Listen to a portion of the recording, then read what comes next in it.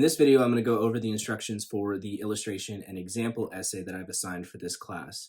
I will explain the instructions and my expectations for the essay, and I will also give you all some tips on how to complete the essay to the best of your ability. So let's get started. The first step in working on any essay assignment is making sure that you understand what the professor or the instructor is expecting of you or what they're asking you to accomplish with this essay.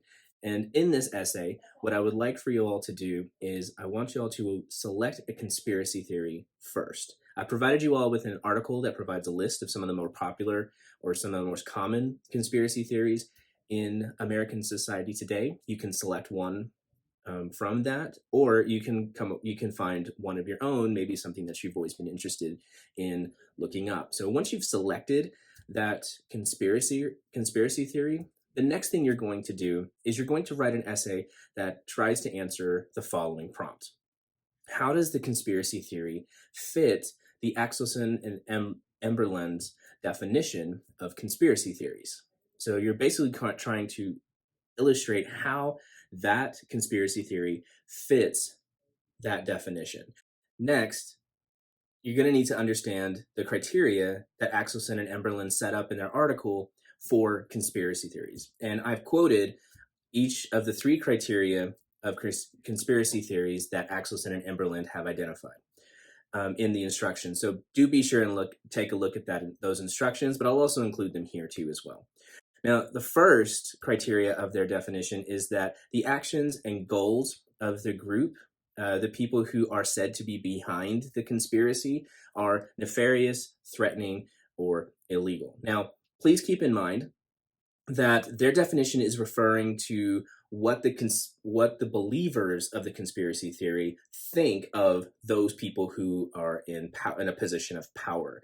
So let's say, for example, the conspiracy theory that where people believe that the moon landing was faked or staged, and that it was filmed on a Hollywood stage by and directed by Stanley Kubrick, right? So the first criteria of that Axelson and Emberland have established says that the people behind the moon landing have done something nefarious, threatening, or illegal. Now, the nefarious part of that conspiracy theory is the fact that they're trying to just dupe apparently not only the American public, but pretty much the entire world.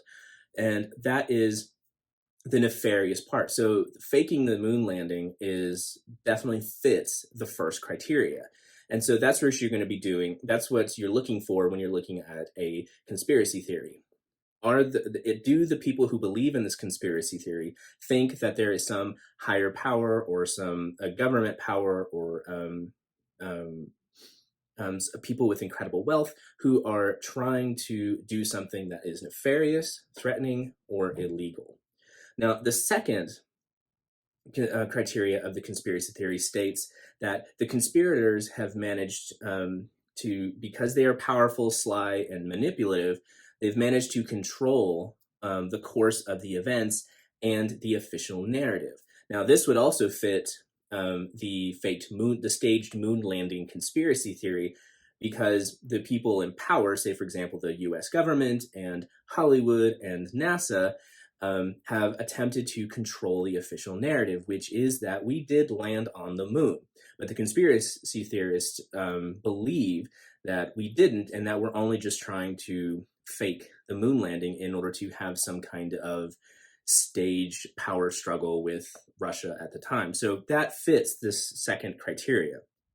The third and final criteria of Axelson and Emberland's definition of conspiracy theory states that the group operates in secret and has initiated a cover-up to hide its work. This cover-up involves the fabricating or removal of evidence or influencing those who control the official narrative. Now, again, the belief that the moon landing was staged fits this criteria because we do have a powerful group, say, for example, Hollywood and the US government, that that believers in this conspiracy believe that they have attempted to manipulate or cover up their actions. So they've tried to hide evidence that the moon landing was faked, right? So that fits the third criteria. And so that's what you're trying to do with this essay, is that you're trying to take the conspiracy theory, the main components of that conspiracy theory, and you're trying to show that it fits the three criteria that Axelson and Emberland have established in their definition of conspiracy theories.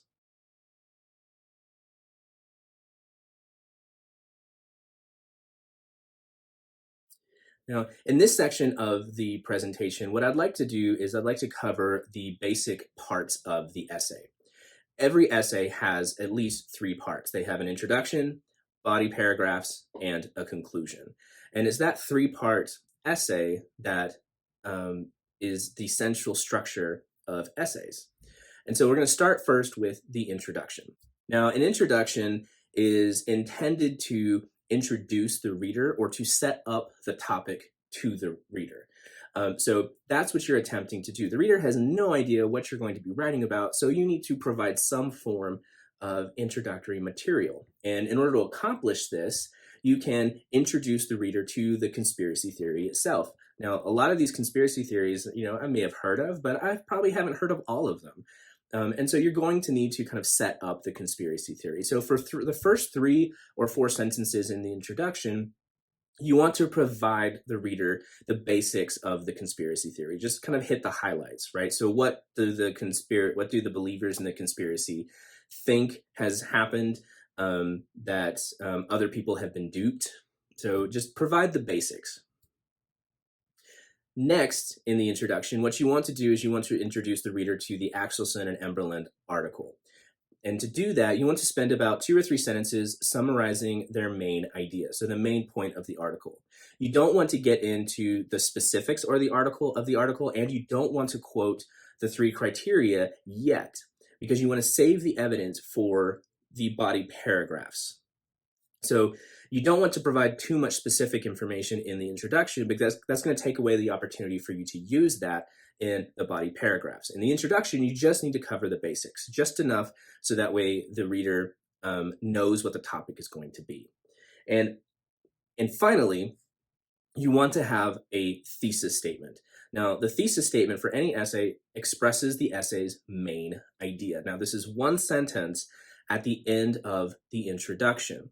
And so when you're writing essays for a professor or for a college class, what you want to do is you want to provide a thesis statement that offers a direct answer to the prompt that you've been expected to answer. And you should be able to do that in a single sentence. Now, since the thesis is the most important part of the essay, since it sets up the entire thing, I want to cover a little bit about what makes a strong thesis. And so a strong thesis will have 3 main parts. It'll express the topic of the essay, it'll express a claim or opinion about that topic, and it'll also provide the support that the essay is going to use in order to support that claim. Now, I have an example here, and I would like to go over that with you and kind of show you each of those 3 elements in that. So in the example that I provided, it states, the fake moon landing conspiracy theory fits Axelson and Emberland's definition because supporters of the theory believe that the US government was nefarious, able to control the official narrative, and operated in secret to cover up the staged moon landing. Now, in the first few words, I state the topic, which is, of course, the fake moon landing conspiracy. Then I express my claim or my argument, which is that it fits Axelson and Emberland's definition of conspiracy theories. That's my argument. The support comes from the rest of the sentence, where after I say because supporters believe the theory that the U.S. government was nefarious, and everything that comes after that. All of that is the support. All of that is what I'm going to be using. Those ideas are what I'm going to be using to support the claim that I've expressed. And so your thesis needs to look similar to this one in order to accomplish what you need to do for this essay.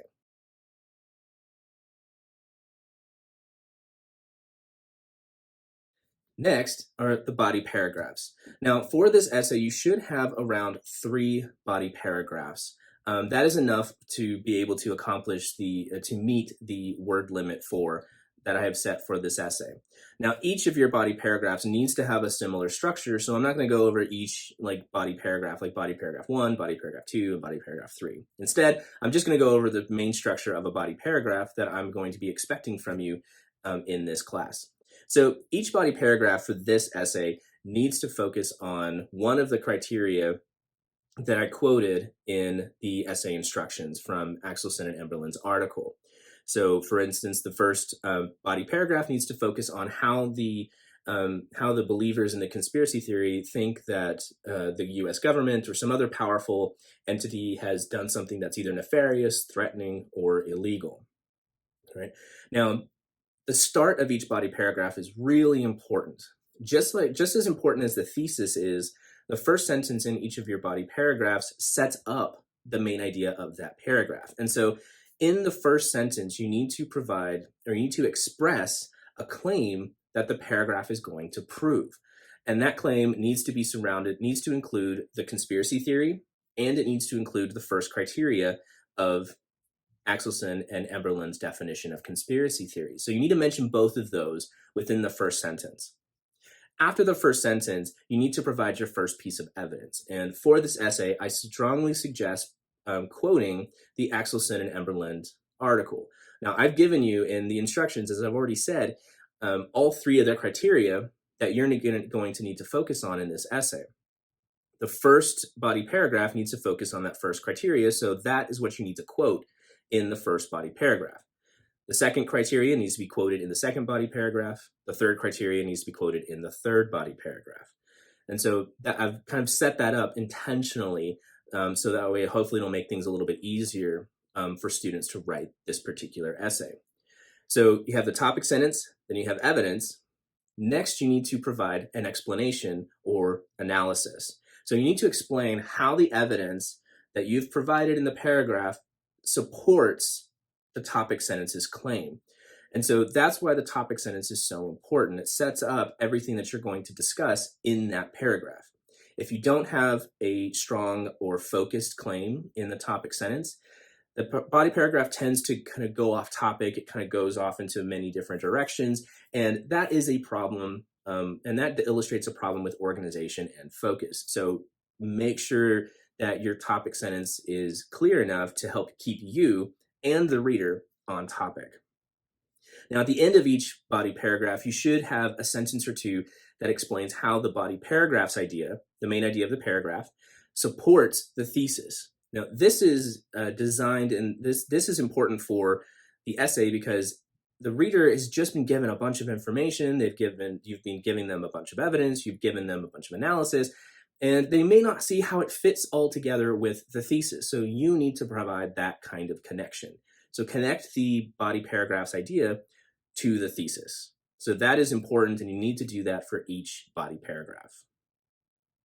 Since the topic sentence is so important, I do want to give you all a little an example here in this video. Essentially, the topic sentence needs to answer the following question. It needs to answer the question of, what is this paragraph going to prove? And the first sentence of each of your body paragraphs needs to answer that question. So I have an example here that I'd like to go ahead and read. And that example states, the fake moon landing conspiracy theory fits Axelson and Emberlin's first criteria of conspiracy theories because supporters of the theory believe that the US government was nefarious in staging the moon landing. So I've clearly stated, I've included the conspiracy theory that I'm focusing on. I've included the Axelson and Emberlin first criteria, and I connected those two ideas together in the topic sentence. And so you need to do the same thing in each of the topic sentences for your body paragraphs.